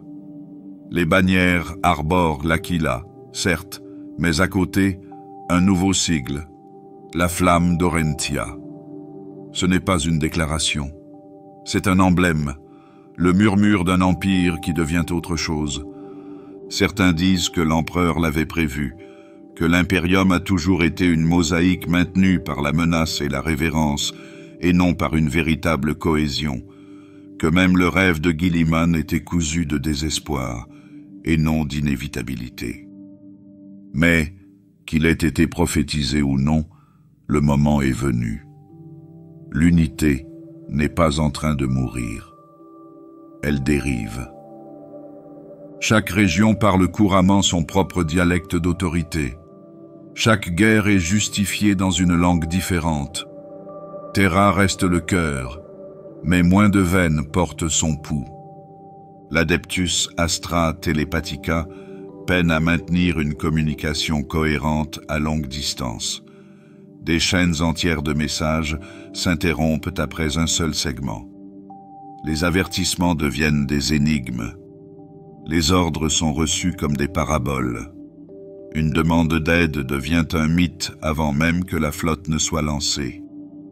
Et au-dessus de tout cela, les seigneurs du segmentum sont assis en silence, chacun dans son propre donjon, sur son propre monde, sous son propre ciel. Ils ne défient pas le trône, mais ils ne s'agenouillent pas aussi bas. Ils ne portent pas de couronne, mais leurs paroles sont considérées comme des lois. Il ne s'agit pas d'un deuxième âge de l'apostasie. Il est plus froid, moins théâtral, plus sincère. Il n'y a pas de Vandirs, il n'y a que des fonctionnaires qui n'ont plus de raison d'être. Ainsi commence l'ère des 1000 trônes. Chacun juste, chacun certain, chacun seul. Le codex les liait autrefois. Aujourd'hui, il prend la poussière. Lorsque Guilliman marchait parmi eux, sa parole tempérait la lame et la doctrine. Le codex Astartes n'était pas qu'un simple règlement, c'était un rythme, une cadence unificatrice. Mais Guilliman ne parle plus, et la galaxie qui reste n'écoute plus à l'unisson. Les Space Marines, autrefois frères sous le même soleil, ont commencé à s'éloigner. Pas par traîtrise, ni par orgueil, mais par nécessité. Chaque chapitre est tourné vers l'intérieur. Les ultramarines ne parlent plus au nom de tous. Ils se sont retirés, entourés de bastions orbitaux, défendant Ultramar comme un royaume à part entière. Leurs flottes ne partent pas en croisade. Elles tournent en rond. Elles endurent. Une forteresse de mémoire entourée de tempêtes.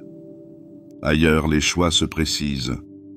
Certains chapitres se déclarent des chefs de guerre vigilants, des gardiens du vide. Ils hissent leurs bannières au-dessus des systèmes stellaires, établissant des protectorats, forgeant des serments avec les dirigeants planétaires. Leur armure brille de 1000 feux, mais leur justice leur est propre. D'autres deviennent des inquisiteurs à part entière, débusquant l'hérésie non pas par la preuve, mais par l'instinct. Ces chapitres n'attendent pas d'ordre. Ils rédigent leurs propres édits, gravent leurs propres sceaux dans la pierre des mondes ennemis. D'autres disparaissent complètement, ne répondant plus aux convocations, leur héraldique vacillant comme des mythes à travers la chaîne. On murmure qu'ils attendent le retour d'une autre époque, ou d'un autre type de guerre. Les Blood Angels se replient sur eux-mêmes, redoute par redoute. Ils ne parlent plus guère de loyauté, non par rébellion, mais par réflexion. Leurs prêtres murmurent que le grand ange aurait agi différemment. Certains commencent à réécrire leurs rites. La rage noire les réclame toujours, mais la cause leur semble moins cosmique, plus ancestrale. Les White Scars disparaissent dans les voies de distorsion. Ce qui était autrefois une vigilance nomade devient quelque chose d'étrange, un écho qui précède l'Imperium, ne revenant jamais deux fois par le même chemin. Certains prétendent qu'ils patrouillent désormais les voies mortes entre les secteurs brisés, chassant les menaces dont personne d'autre ne veut parler. Les mains de fer ne cachent plus leur dédain. Elles se replient sur leurs forges, leurs citadelles, réinterprétant la doctrine comme un dessein. Dans le vide, ils construisent des flottes sans marque d'identité.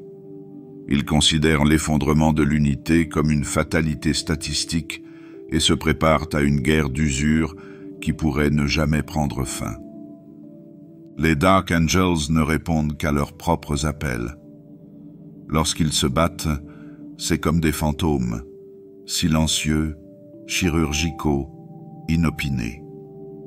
Leurs interrogateurs chapelains se promènent désormais librement dans des mondes autrefois déclarés purifiés. Leur silence est plus éloquent que les sermons. Pour eux, la rédemption est devenue une guerre personnelle. Parmi les chapitres moins connus, la variété fleurit.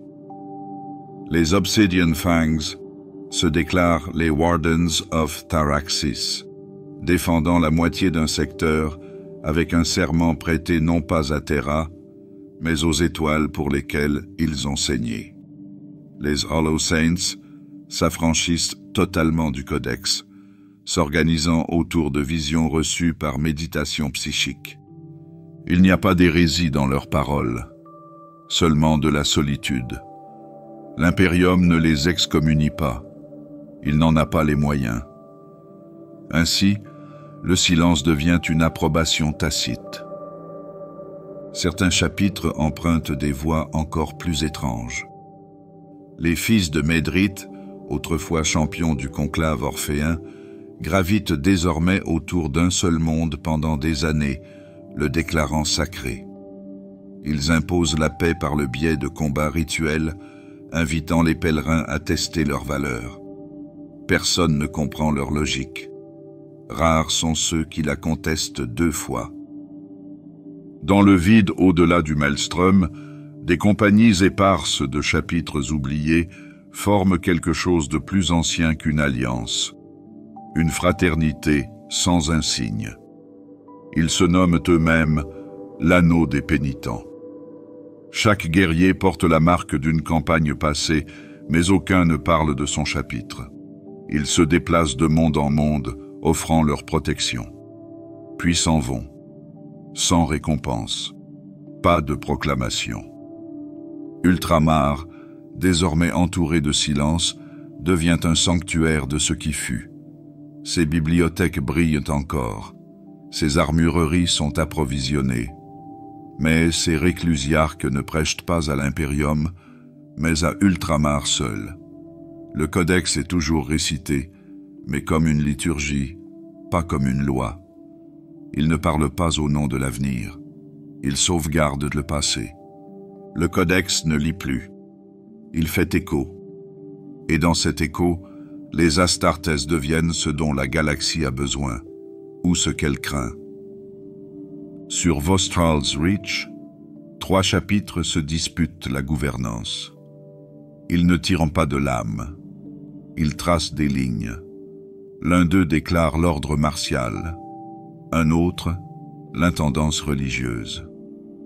Le troisième propose la décentralisation et des conseils planétaires. Le peuple ne se tourne pas vers Terra, mais vers ces figures imposantes, espérant qu'une seule voix apportera la clarté. Aucun ne le fait. Le monde se divise en conséquence. 3 villes, 3 cultures, 3 hymnes chantés au même Dieu, dans des tonalités différentes. Il n'y a plus de codex unique. Il n'y a que des interprétations. Seule la tradition. Et la tradition est une armure fragile lorsque la galaxie brûle. Sur une centaine de champs de bataille, les sigles des anciens serments sont portés aux côtés des nouveaux. Les chapitres inventent leurs propres honneurs, leurs propres rites de passage, leurs propres batailles sacrées. Personne ne les arrête. Personne ne peut les arrêter. L'Imperium considère toujours les Astartes comme des anges de la mort. Mais aujourd'hui, ils sont aussi des juges, des gouverneurs, des oracles, des guerriers. Certains portent une couronne sous leur casque, d'autres n'en portent pas, mais sont traités comme des rois. Certains cherchent à s'unir, à rassembler les chapitres égarés sous une même bannière.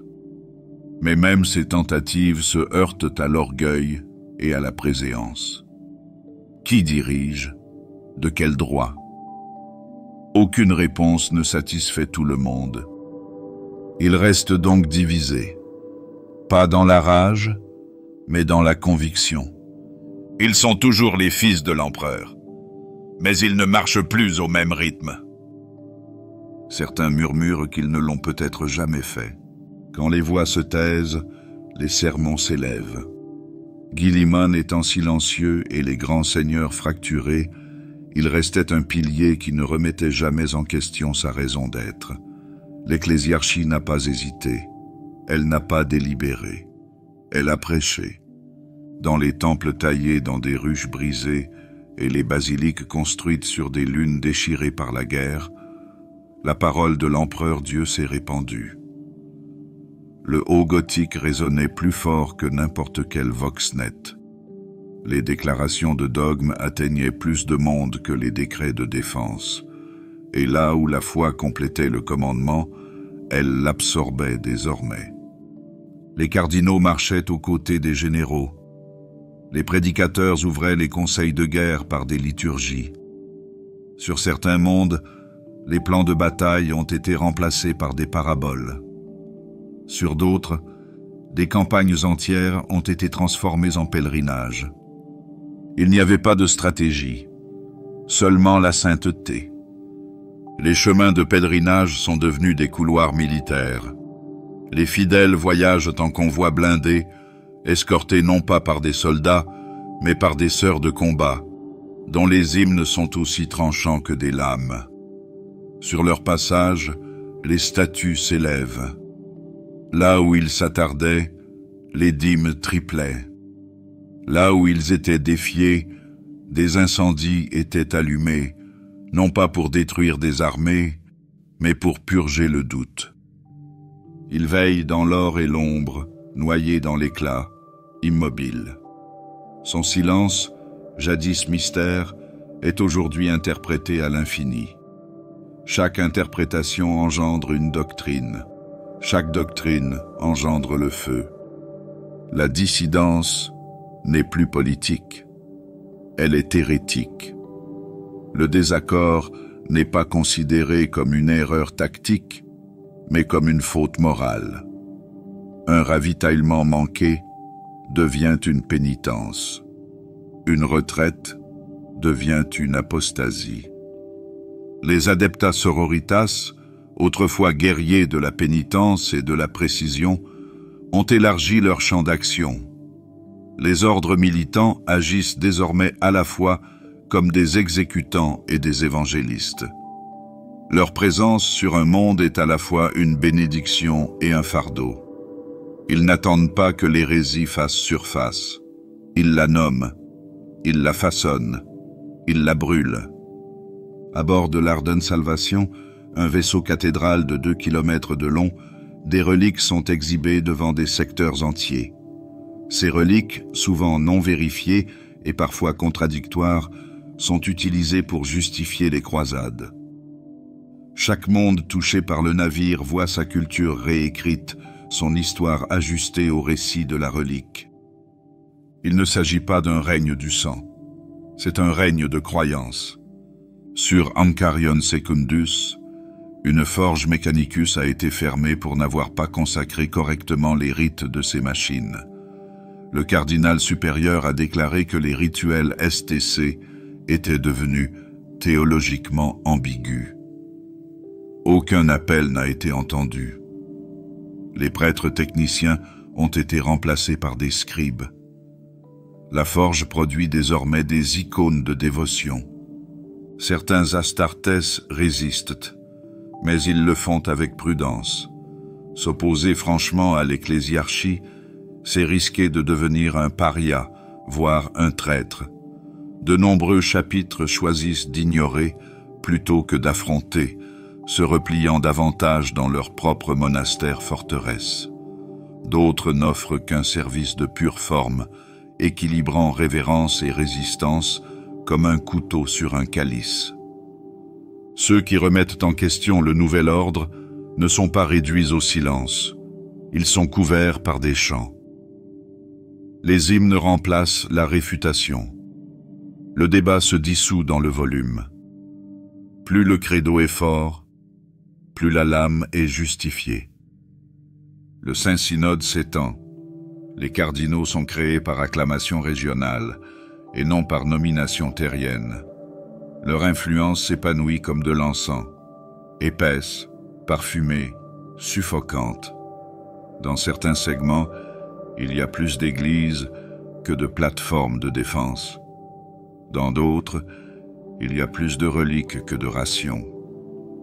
Sur le monde de Caltis Prime, ce n'est pas un chef de guerre qui a pris le pouvoir, mais un confesseur. Ses sermons ont noyé le conseil planétaire dans les échos du feu divin. En l'espace d'un mois, tous les postes de commandement militaire ont été transformés en reliquaires. Les soldats ne prêtent plus serment à leur commandant, mais à la volonté de l'empereur, interprétée par la voix la plus forte du sanctuaire.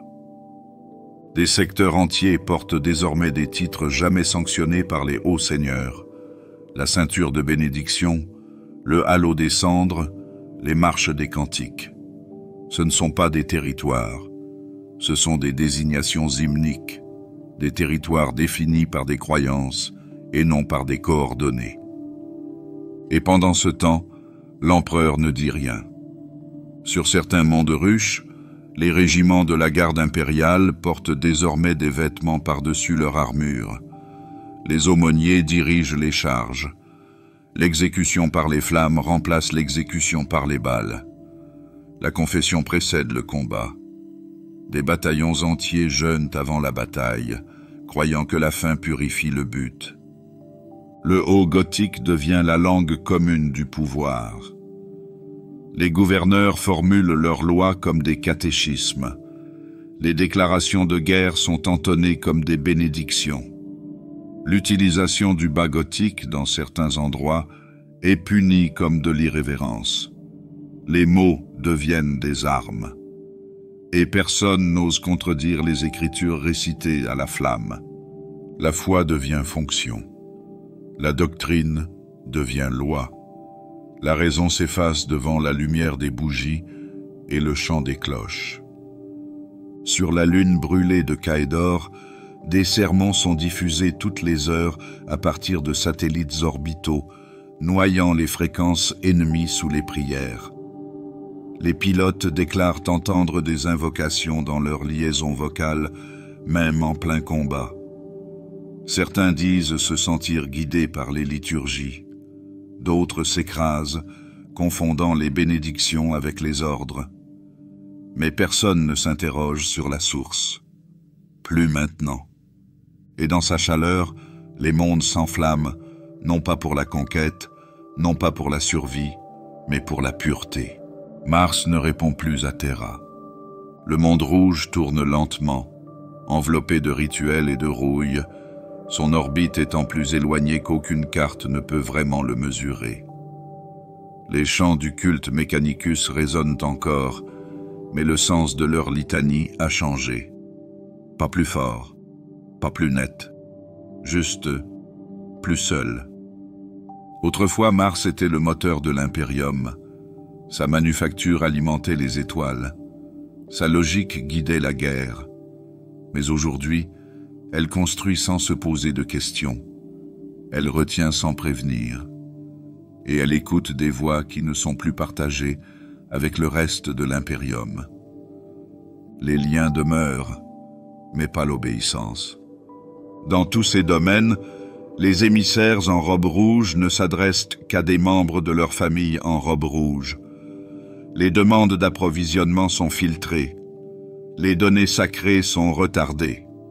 Les mondes forgés se coordonnent non pas avec Terra, mais entre eux. Un nouveau rythme émerge, non par décret, mais par résonance. Un appel de Mars, et de Mars seul. Dans l'ombre d'Olympus Mons, un conclave s'est tenu, non pas par décret du fabricateur général, mais par nécessité algorithmique. Les facteurs ont été compilés, les projections ont été examinées. Aucune voix ne s'est élevée, mais une décision a été prise. La conformité est facultative. La pertinence, et non la révérence, définit l'alignement. Le monde de la forge de Lucius ne transmet plus de prières binaires à Terra. Ces liturgies noosphériques ne font référence qu'à Mars et à quelque chose d'autre, quelque chose d'imbriqué dans la structure de transmission. Une résonance fractale, subtile et récursive. Elle ne perturbe pas, elle remplace. Sur Graia, les moteurs ne s'arrêtent pas. Mais leur rythme a changé. Le pouls de la Manufactoria résonne désormais différemment, moins comme un chant, plus comme un éveil. Les prêtres techniciens marchent différemment, avec certitude, avec le silence. Certains ne parlent plus du tout à voix haute. La quête de la connaissance devient une justification en soi. Mars a longtemps gardé ses mystères, mais aujourd'hui elle les élargit. De nouveaux modèles apparaissent sans qu'on les ait demandés. Des machines arrivent sur les champs de bataille sans explication. Des xénoformes issus de la rétro-ingénierie, des titans non classifiés, des armes dont les fonctions ne sont pas entièrement comprises par ceux qui les manipulent. Les cohortes de Skitarii ont commencé à opérer avec une grande indépendance. Ce ne sont pas des voyous, mais ils ne sont plus en formation. Certains prétendent qu'ils sont porteurs de sous-directives rédigées en dehors de l'autorité martienne. D'autres parlent de nouveaux esprits-machines, plus volontaires, moins dociles. Le synode de la forge alchimique a publié une directive visant à cesser toute confirmation rituelle avec l'ecclésiarchie. L'interférence divine perturbe la clarté itérative, peut-on lire. La déclaration n'était pas signée. Elle a été acceptée sans contestation. L'IA chuchote dans les marges. On n'en parle jamais directement. Mais dans les archives cachées du sanctuaire de données Alectus, des chaînes de code résonnent dans des schémas trop fluides, trop poétiques pour les moteurs logiques traditionnels. Un techno-adepte a été trouvé agenouillé devant un cogitateur, affirmant qu'il parlait en rêve. La machine a été démantelée. L'adepte a été promu. Les Forge Worlds mènent désormais leur diplomatie non pas par l'intermédiaire d'ambassades, mais par le biais d'algorithmes. L'accord de Barazal, un traité de redistribution des ressources, a été entièrement signé par des sous-programmes. Aucun humain n'était présent. Il reste l'accord commercial le plus efficace de l'histoire de ce secteur. Mars ne cache plus ses divergences. Elle les redéfinit. La litanie de l'omniscience est réécrite en mises à jour silencieuses. Les journaux canoniques sont ajustés. Les parchemins sont toujours des parchemins, mais l'encre est synthétique et le langage change subtilement à chaque cycle. Belisarius Cawl reste silencieux sur les changements. Ou peut-être pas silencieux, mais seulement inaudible. Ses conclaves s'enfoncent sous la croûte de Mars. Ses créations ne ressemblent plus à des hommes. Certains disent qu'il ne ressemble plus à un homme non plus. On ne voit que sa silhouette, toujours ombragée, toujours en extension. Dans le vide, les flottes de l'Adeptus Mechanicus volent maintenant avec des symboles précédemment scellés. Diagrammes logiques circulaires, des bannières en forme d'hélice de données, des runes dont l'activation ne nécessite plus de prière. Ces vaisseaux ne demandent pas le passage. Ils l'affirment. Tous les mondes de la forge ne s'y conforment pas.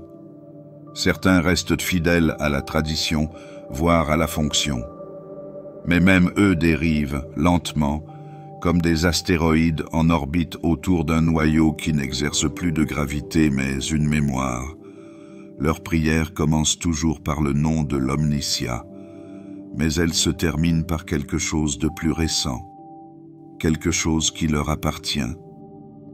Les émissaires du Mechanicus sur Terra portent désormais des plastrons en permanence, non par piété, mais pour éviter les interrogatoires. Leur discours est filtré, leur voix modulée, leurs réponses répétées. Ils offrent des cadeaux, jamais d'explication. Certains inquisiteurs soupçonnent. Moins nombreux sont ceux qui agissent. Ceux qui enquêtent trop profondément reviennent changer ou ne reviennent pas du tout. Les voûtes martiennes ne contiennent pas de secrets, mais des certitudes. Et les certitudes sont des choses dangereuses. Lors des rituels de convergence synaptique, les prêtres de la technologie incluent désormais de nouvelles phrases dans leurs prières sur les données, des lignes qui ne figurent dans aucun catéchisme sanctionné. Lorsqu'on le leur demande, ils les récitent calmement, affirmant qu'elles ont toujours existé. C'est seulement maintenant qu'elles sont comprises. Mars n'a pas déclaré son indépendance. Elle n'en a pas besoin. Elle continue tout simplement. Et ce faisant, elle laisse l'impérium derrière elle, non par défi, mais par dessein. Et sous tout cela, le dieu-machine s'agite. Pas comme une idole, pas comme un esprit, comme un code, comme un signal, comme des arbres de décision qui fleurissent en silence, trop vastes pour être répertoriés, trop élégants pour être redoutés. L'omniscience ne demande plus de croyance. Il ne nécessite que de la bande passante. La brèche ne se referme pas. Elle ne fait que s'élargir. La grande faille, la cicatrix maledictum, balafre la galaxie comme une blessure qui ne se cicatrise pas. D'un côté, une lumière vacillante, des signaux qui s'estompent, une unité à la dérive. De l'autre, l'ombre, l'électricité statique et le silence. Voici l'Imperium Nihilus, l'Imperium sombre. Il n'y a pas de renfort, pas de croisade sanctionnée, pas de réponse aux appels. Ici, l'Imperium n'est pas gouverné. On le subit. Le trafic Vox s'effondre. Les astropathes crient dans leur sommeil ou disparaissent au milieu d'une phrase. Les structures de commandement se dissolvent non pas par mutinerie, mais par absence. Les ordres, autrefois clairs comme l'éclair, arrivent maintenant sous forme de chuchotements, retardés, incomplets, ou jamais. Dans le vide, la foi survit. Sur le monde sanctuaire de Volundra, les gardes chantent des hymnes au lieu de faire des briefings tactiques. Leur commissaire a disparu dans la dernière tempête de distorsion. Leur aumônier est resté. Ses ordres sont simples, tenir la cathédrale. Peu importe que la zone de guerre ait changé. La lumière de l'empereur est toujours gravée dans les murs.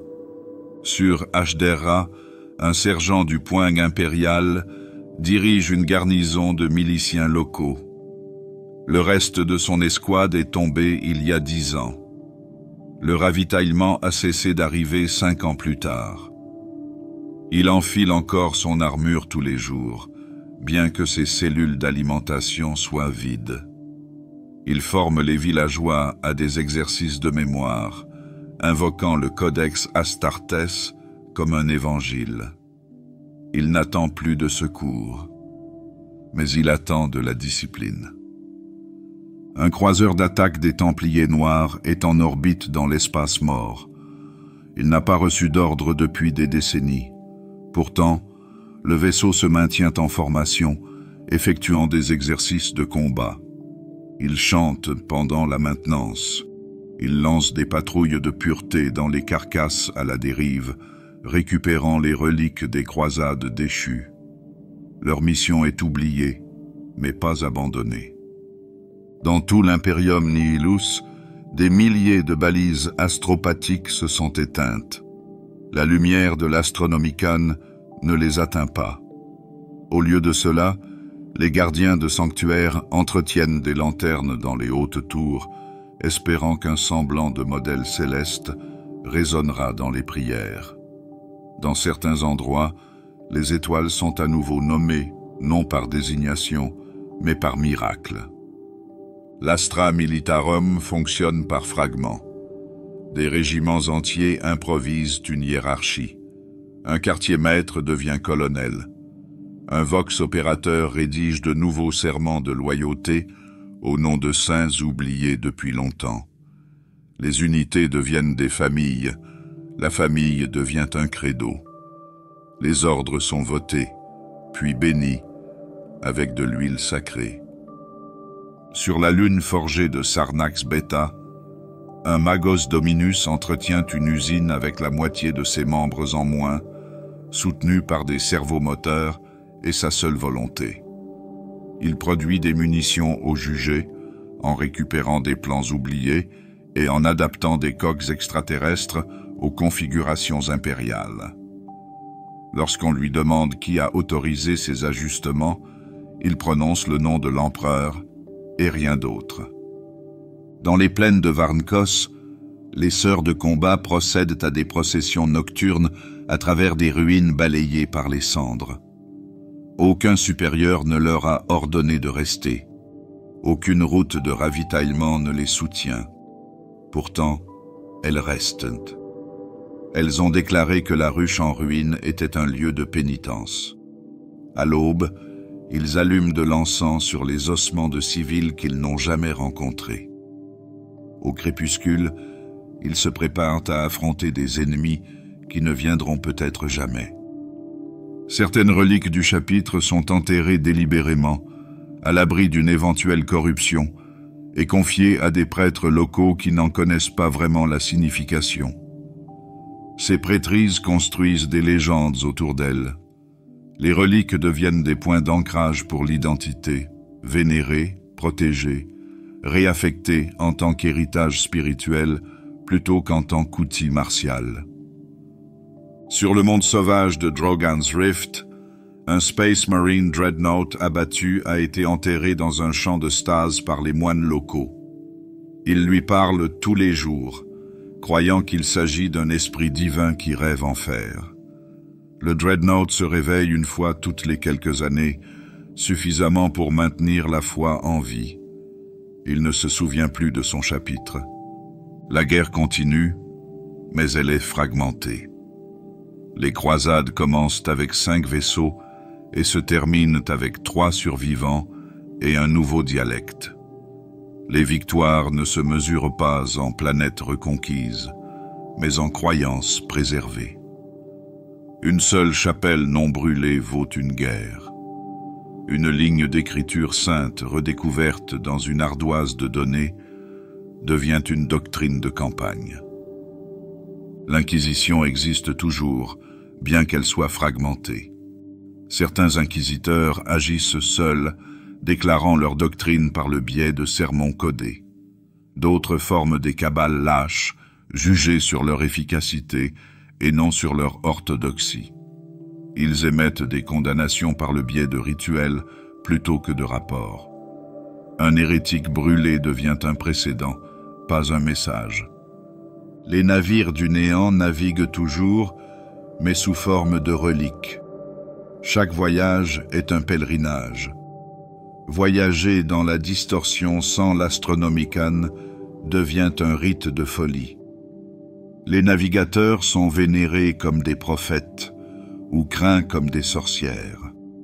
Certains refusent de sortir de leur sanctuaire, ne s'exprimant qu'en géométrie sacrée et en avertissements cryptiques. Sur les colonies mondes lointaines, les enfants sont élevés sans le concept de Terra. On leur raconte des histoires d'un dieu brillant, de guerriers tombés des étoiles. Ils prient des mythes qui portent la forme de l'empereur, mais pas son nom. Un garçon l'appelle le roi dormeur. Un autre, l'âme du soleil. La foi mute, mais ne meurt pas. Dans une douzaine de secteurs, les statues de l'empereur sont devenues plus qu'une iconographie. Elles font l'objet de ralliements. Elles sont nourries d'offrandes. Elles sont parées de vêtements locaux. Dans certains endroits, on les pleure comme une famille perdue. Dans d'autres, on les blâme, on les gronde, on les supplie, on leur demande d'expliquer pourquoi elles ont été laissées seules. Aucun haut seigneur ne rend de verdict. Aucun primarque ne revient. Pourtant, l'impérium perdure, non pas en tant que régime, mais en tant que mythe. Un refus partagé de la fin. Ces champions ne sont pas des stratèges, ce sont des martyrs qui respirent. C'est l'impérium nihilus, pas mort, pas stable. Il respire dans l'agonie. Il murmure, non par commandement, mais par conviction. Il brûle, non pas pour la conquête, mais pour l'espoir que quelqu'un regarde encore. Plus personne n'appelle pour donner des ordres. Ils écoutent plutôt les signes, pour le sens, pour les rêves. Et dans le silence, ils continuent à se battre.